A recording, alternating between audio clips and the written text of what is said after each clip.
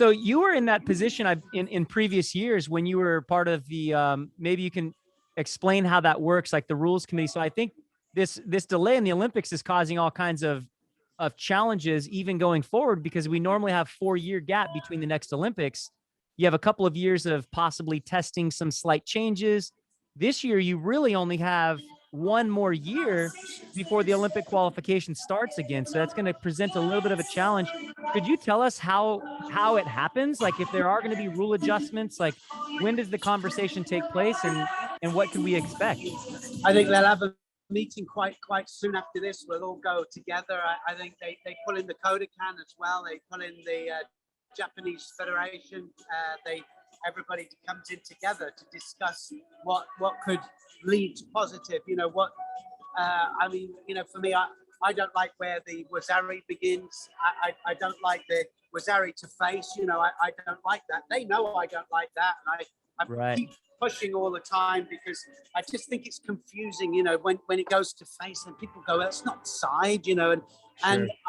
I want it stronger, and the Ippon is stronger. I mean, we know now that if it rolls, anything that rolls is a Wazari, and anything that goes direct, that Ouchigari there from Wolf, that's Ippon, sure. That was huge, you know what I mean? It's just boom, and right on the points of the shoulders, no doubt, but what we want to be able to do, and easier said than done, is to try and get everybody to go for that. That's the whole idea, right? And like you said, you just said it now. If we bring back leg grabs, to get a smaller score. As soon as we have a smaller score that's specific, people will be aiming for it, because they'll aim always for the lowest possible denominator. Yeah. So my thing with the leg grabs is that, well, one is most of my career, it was allowed, it was all of my career. So it was something that I wasn't truly against. I know the reason why they decided to take it away. Yeah. The times I get frustrated is I don't know how much. I know you're commentating on one mat. There's different things going on. The 66 kilo Mongolian bronze medal fight, he did a Harai Makikomi, and his elbow / side of his arm kind of hit the leg on the way over. So it was called Wazari.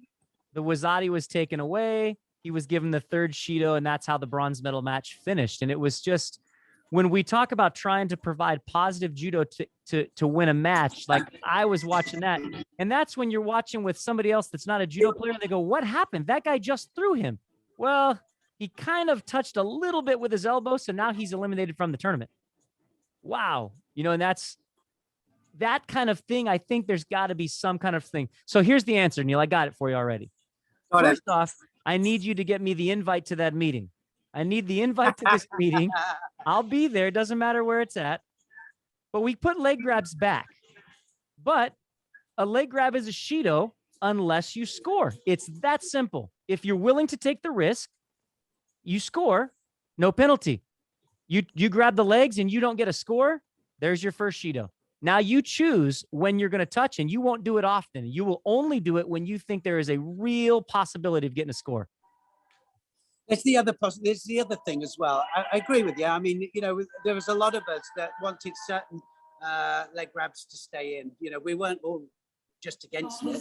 But what happened was then, as I know, that the top fighters will find ways of doing all sorts of different things. They'll have it within one competition, and we'll have a whole new direction. That. Right.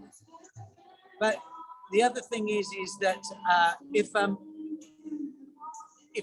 we allow leg grabs, then some of the people that are asking for the leg grabs, I often wonder, can they do a Uchimata?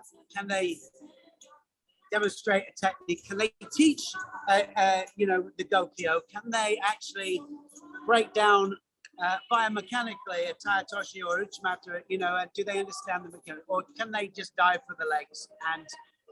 And the thing is, I still want to see the coaching process so that people are learning and teaching how to throw, right. And there's a difference between throwing and And I've just done something actually that's just about to come out about the difference between takedowns and throws. And I did a couple of takedowns, and then the biomechanical workings of a throw, why throw is different. And so I pointed out the differences.